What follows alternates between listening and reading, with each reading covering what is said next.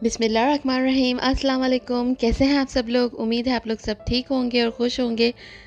तो यहाँ अज़लान को फिर से मैंने धोखा दिया था आइसक्रीम के नाम पे कस्टर्ड, और उसने इतना मैस किया हुआ था और बता रहा था कि वो मैस कर रहा है। उसके बाद ये दिन का टाइम था और यहाँ भाभी बना रही थी रोटियाँ, तो मैंने सोचा दिखा दूँ यहाँ पे कैसे चूल्हे हैं, किस तरह से जो है वो खाना बनता है।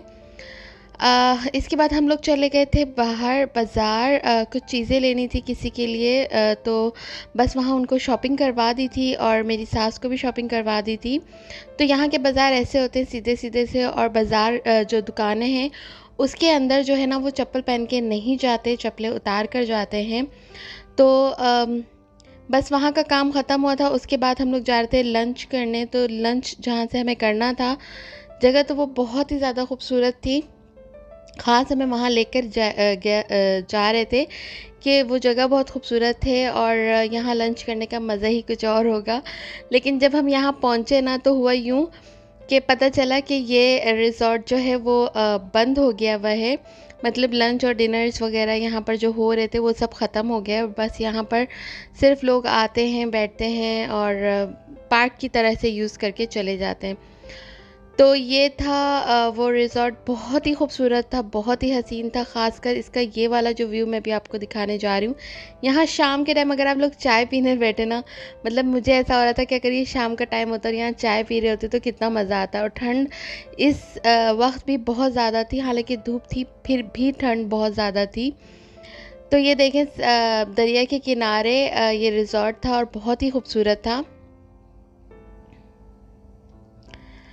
फिर यहाँ से हम लोग निकले दूसरी तरफ। सोचा हमारे घर के करीब जो होटल है वहीं से हम लोग खाना खा लेंगे, क्योंकि टाइम इतना ज़्यादा हो गया था कि हमारी हिम्मत नहीं थी कि घर तक पहुँचने का वेट करें। और जो घर के करीब भी था वो भी कम से कम 1 घंटे के फासले पर था, और हम यहाँ 2.5-3 घंटे के फासले पर बाज़ार आए हुए थे। और मौसम इस कदर खूबसूरत था ना कि बस मुझसे रहा नहीं जा रहा था।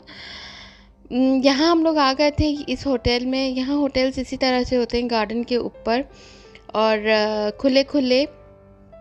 तो ये बहुत खूबसूरत था और ये जग मुझे बहुत प्यारा लग रहा था, तो मैंने सोचा कि इसकी भी थोड़ी सी वीडियो बना ली जाए। उसके बाद जब मैं वापस कराची आई ना, तो उज़्मा मार्केट में मैंने इसी तरह का जग देखा। हमने पुलाव ऑर्डर किया था अज़लान के लिए, आलू गोश्त का सालन ऑर्डर किया था, और बाकी सारी चीज़ें तो कॉम्प्लीमेंट्री मिल ही जाती है। अज़लान को तो खुला मैदान मिल गया था, बहुत ही खुश था।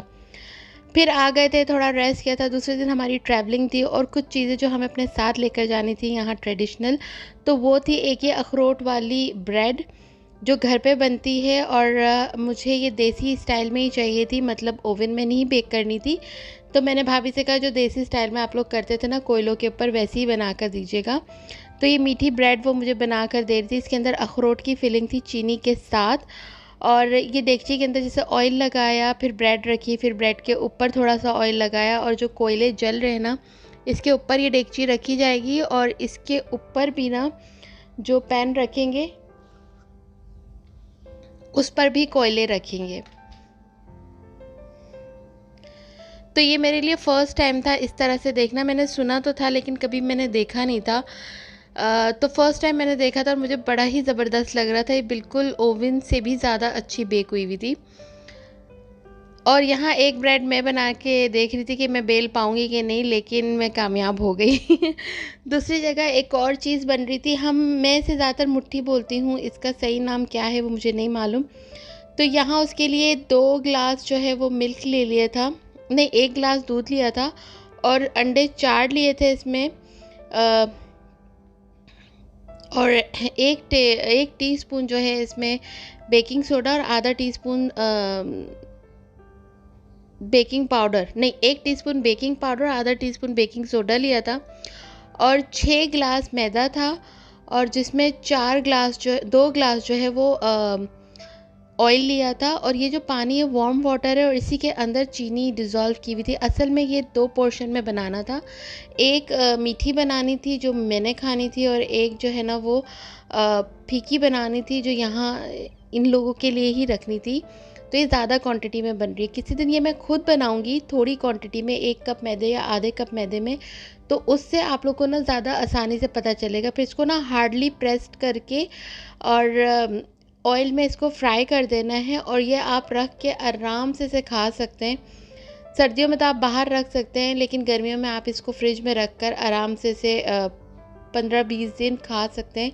और ये चाय के साथ का स्नैक बहुत ही ज़बरदस्त है, मीठी खाएं चाहे फीकी खाएं। फिर रात हम लोग सो गए थे, बहुत लेट हो गया था, सुबह हमें ट्रैवल करना था पेशावर के लिए, तो ये बाय रोड ट्रैवल करना था। पहले तो हम लोग ने मंतुक खा लिए, जिसे मोमोज़ कहते हैं, और हमने गलती कर ली कि हमने मोमोज़ खा लिए, क्योंकि जो चित्राल से ट्रैवलिंग करते हैं ना, तो सबसे पहले लॉरी टनल आता है, और लॉरी टनल का जो टनल्स है ना वो इतने ज़्यादा होते हैं कि उसमें हो गई थी हमारी तबीयत ख़राब सबकी। तो हम उसके बाद तो कुछ भी नहीं खा सके, हम लोग की हालतें बहुत ख़राब हो गई थी। और मौसम बहुत प्यारा था, जैसे ही टनल से बाहर निकले तो बारिशें, बिल्कुल हम ऊपर टॉप माउंटेन पे पहुंच चुके थे, और इतनी बारिशें यहाँ हो रही थी, बर्फ़ इसके बाद तो बर्फ़ भी पड़ गई थी, लेकिन इस वक्त बारिशें हो रही थी। और इतना ठंडा मौसम हो गया था कि गाड़ी के अंदर हमें जो है ना वो हीटर ऑन करना पड़ा, क्योंकि इस तरह से हमसे बैठा नहीं जा रहा था। ठंड का लेवल हद से ज़्यादा बढ़ गया था, कहते माइनस पे चला गया है। खैर उस वक्त मैंने देखा तो नहीं कि माइनस पे कितना माइनस पे था, लेकिन ये सुनने में आया था कि माइनस पे है ऊपर टनल पे।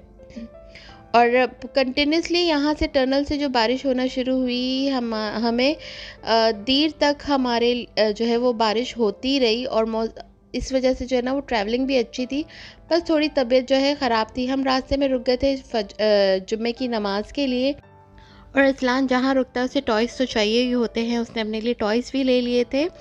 और बस यहाँ ट्रैवलिंग जारी ही थी, और इस जगह पे आके हम लोग की तबीयत बहुत बेहतर हो गई थी। एक तो रोड बिल्कुल सीधा था, और मौसम भी बहुत अच्छा हो गया था। हम टाइम पे ही पेशावर पहुंच गए थे, और उसके बाद हमने किया था रेस्ट, और फिर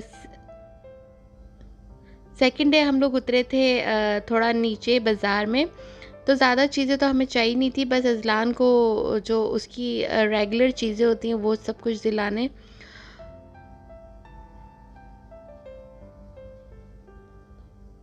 और यहाँ से भी अज़लान ने जो है ना वो टॉयज़ लिए थे।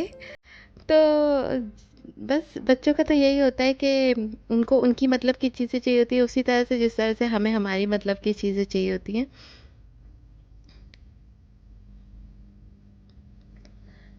ये देखने में तो स्टॉल छोटा सा था, लेकिन इधर इतनी ज़बरदस्त चीज़ें थी ना कि मुझे यकीन नहीं आ रहा था कि हमारे यहाँ कराची में तो इस तरह के स्टॉल्स में इतनी मज़े की चीज़ें नहीं मिलती बच्चों के टॉयज़, लेकिन यहाँ बहुत अच्छी थी। अच्छा, ये उसके बाद ये उसके सेकंड डे का है, मतलब ये 3-4 दिन के क्लिप्स एक साथ हैं। जब हम लोग वापस कराची के लिए ट्रैवल कर रहे थे, और यहाँ मौसम हो गया था थोड़ा-सा ख़राब, लेकिन बस मुझे ये देखकर बहुत ही प्यारा भी लग रहा था, और इतनी भी ख़राबी नहीं हुई थी। बस ये था कि बादल बहुत ज़्यादा आ गए थे, और ये मुझे आप लोग के साथ शेयर ज़रूर करना था, क्योंकि मुझे ये टनल टनल सा बना हुआ था, ऐसा लग रहा था एक अलग दुनिया है। शायद हम पहाड़ों के ऊपर आ गए, लेकिन ये सारे बादल थे। और तो मैंने सोचा कि क्यों ना मैं अपनी यूट्यूब फैमिली के साथ भी ये शेयर करूं। और बेहद हसीन नज़ारा था, आप लोग देखें, ऐसा वाकई ऐसा लग रहा है ना जैसे किसी गार से हम लोग निकल रहे हों, या मतलब खूबसूरती बहुत ही ज़्यादा थी। तो मैंने सोचा आप लोग के साथ ज़रूर शेयर करूं।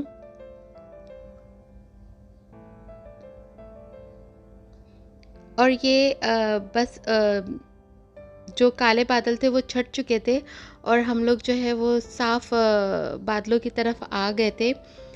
और यहाँ पे मौसम भी सही हो गया था, मतलब जो वाइब्रेशन वगैरह हो रही थी, प्लेन जो इतना हिल रहा था वो सब भी ख़त्म हो गया था। थोड़ा सा डर भी लगा था, लेकिन चलता है। ऐसा तो होता ही है, जितना मुझे डर लगता था ना, मतलब वो मैंने एक्सपीरियंस कर लिया दोबारा से।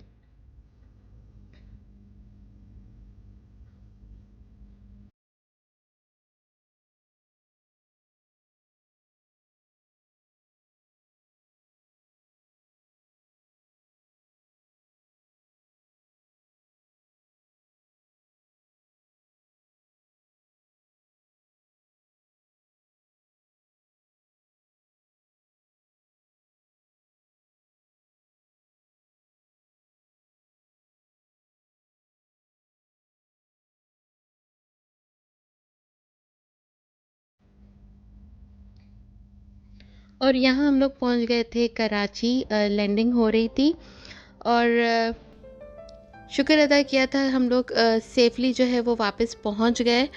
और अज़लान को तो ख़ैर बहुत ही ज़्यादा एन्जॉय किया था उसने, बहुत ही उसको खुशी हुई थी और वो नेक्स्ट टाइम फिर इस ट्रिप में जाने के लिए बिल्कुल रेडी है।